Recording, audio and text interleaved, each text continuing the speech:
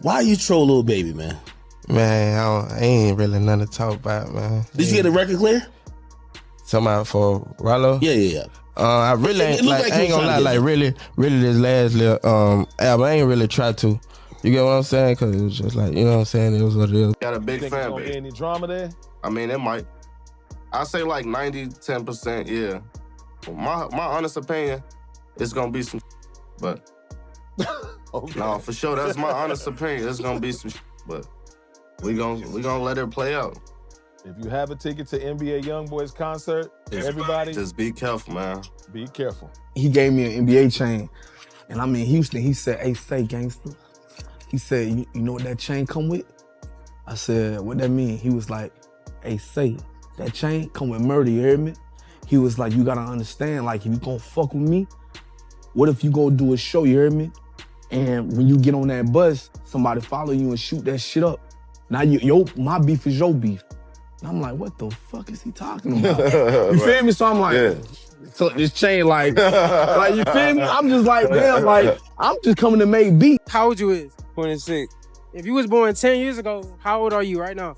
If I was born 10 years ago, how old are you? You was born 10 years ago. I'd be 16. 16? I'd be 16 if I was born 10 years ago. If you was born 10 years ago, you'd be 16 years old. Yeah, you're right. It's correct. Lil Baby thought he was applying pressure, but instead, he might have exposed himself at the worst possible time.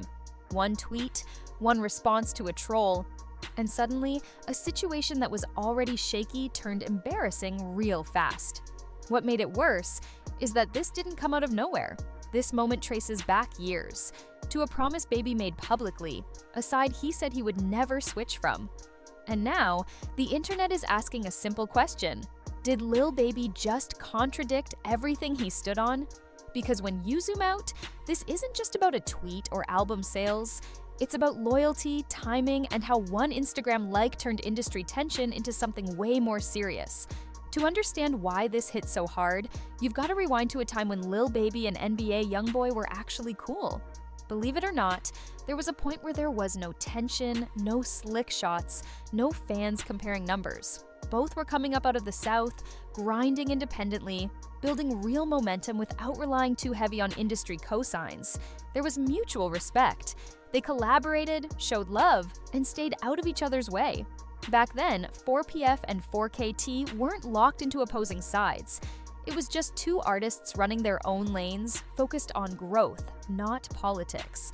At that point, nobody would have predicted how ugly this would eventually get. Everything changed when one situation forced the entire industry to stop playing neutral. When King Von lost his life in Atlanta, it wasn't treated like just another tragic headline. It immediately sent shockwaves through hip-hop because of who was involved and what it represented. Von wasn't just another rapper. He was Lil Durk's right-hand man, his day one, someone deeply tied to his movement. And the situation tied directly back to the ongoing tension between Durk's camp and NBA YoungBoy's circle, especially involving Quando Rondo. That moment forced artists, labels, and affiliates into an uncomfortable position. Staying silent suddenly looked like choosing the wrong side. The backstory matters here. Before that night, tensions had already been simmering online. Words were exchanged, lines were crossed, ego played a role. When things escalated in Atlanta, it shifted everything from internet talk to real-life consequences. At that point, nobody in the industry could pretend this was just entertainment anymore. And that's exactly where Lil Baby stepped into the spotlight. Baby didn't dance around the issue. He said it himself, publicly. He made it clear that if someone lost their life, he wasn't staying neutral. He was picking a side. And when Voice of the Heroes dropped with Lil Durk, that choice was stamped in bold letters. This wasn't just a joint album. The timing alone made it loud. The visuals made it louder. Two artists standing side by side, fully aligned, sending a message without needing to explain it. To fans and to the streets, this wasn't subtle at all. The lyrics added fuel to the fire. The energy wasn't passive. It wasn't reflective. It was aggressive. It sounded like revenge talk, like unresolved anger, like lines that blurred the line between music and real tension. And Lil Baby wasn't just present. he wasn't quiet. He matched the energy bar for bar, showing he understood exactly what he was co-signing. Less than a year after Vaughn's passing, Baby was fully locked in, publicly, lyrically, and visually. No hesitation. That's why what happened next mattered so much. NBA YoungBoy wasn't the type to ignore moves like that. While a lot of artists try to play both sides or let things cool off, YB took everything personal. Not just the music, but the loyalty behind it. When he dropped I Hate YoungBoy, it wasn't random. It wasn't just shock value, it was targeted. And when he mentioned Baby directly, it was his way of saying, if you chose them, you chose against me. But what made YoungBoy different was that he didn't stop at music. Behind the scenes, he made it clear that business was affected too. Features stopped happening, communication stopped. DJ Academics even spoke on how deep the situation really was, explaining that YB had no interest in collaborating with Baby anymore because of where he stood. That's when people realized this wasn't just lyrics. This was policy. YB wasn't reacting emotionally one day and cooling off the next. He remembered everything. For a while, the industry largely leaned toward Dirk. He had more connections, more support, more visible backing. YoungBoy didn't seem to care. He kept dropping music, stayed consistent, and built a fan base that didn't depend on radio, award shows, or approval. While others played politics, he played volume and loyalty. And that difference would matter later. Fast forward to recent times, and the entire landscape shifted overnight.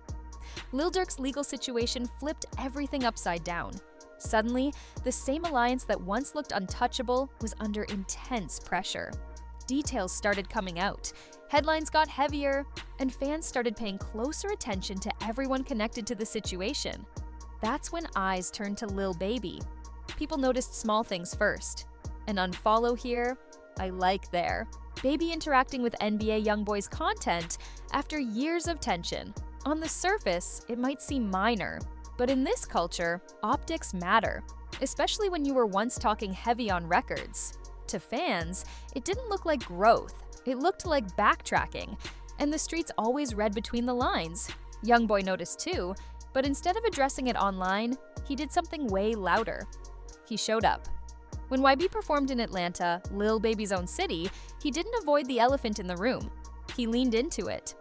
Performing I Hate YoungBoy live on that stage, in that city, was a statement. Not just toward Baby, but toward everyone who thought time had softened his stance. The moment went viral. The crowd reacted, and the disrespect didn't stop there. The added layer of controversy around local recognition only amplified it. Whether officials meant it or not, the optics were wild.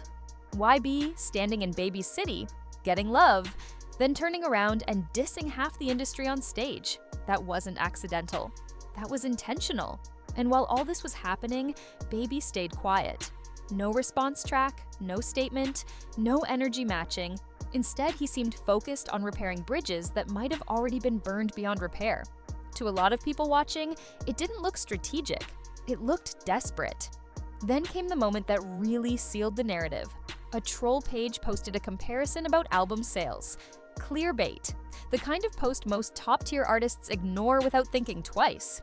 But Lil Baby responded, and that response raised more eyebrows than the troll ever could. He bragged about one-day numbers that, in context, didn't hit the way he thought they would, especially not in a year where expectations are higher and competition is fierce. Fans didn't see confidence. They saw insecurity. Responding to a fan page made it seem like the noise was getting to him, and once people smell that, they don't let up. It also reopened a bigger conversation. While Baby's recent releases haven't hit the same way commercially or culturally, YoungBoy has been moving differently. Selling out shows, charging premium ticket prices, maintaining demand without industry backing. His fans don't wait for radio spins, they show up regardless. And that contrast didn't help Baby's case at all. What people really started questioning wasn't sales, it was authenticity. 1 minute, Baby was fully aligned, talking heavy, matching street energy. The next minute, he was liking posts, staying quiet, and responding to trolls. To many, that looked like switching up when the situation got uncomfortable. And in a culture where consistency is currency, that's dangerous. The timing made it worse. Atlanta itself has been under a microscope. High-profile cases, leaked tapes, uncomfortable conversations. The city's image has been shaky. And Baby, one of its biggest stars, hasn't said much. Whether that's legal advice or personal choice, the silence stands out, especially when contrasted with how vocal he once was. Meanwhile, YoungBoy hasn't changed his tone. He hasn't softened his stance. He hasn't chased reconciliation. He's moved like someone who doesn't need validation. When he says he cuts people off, he means it. When he says he remembers fake love, he proves it over time. And that consistency is exactly why people believe him. So when you circle back to Lil Baby's old statement about picking a side, it hits different now. Because every move since then seems to contradict it. From public alliances to quiet retreats, from aggressive lyrics to subtle online gestures. This isn't just about beef, it's about credibility. In the end, the situation might not damage anyone physically, but reputations are another story. In hip-hop, perception sticks. And right now, the perception is that Baby tried to adjust when the pressure shifted. Some will call it smart business, others will call it fake. Either way, the internet is watching and the streets are talking. So what do you think? Did Lil Baby play this the wrong way, or is he just adapting to survive in a cold industry? Let it be known in the comments. And if you want more real breakdowns like this, make sure you stay locked in. Until next time, stay solid.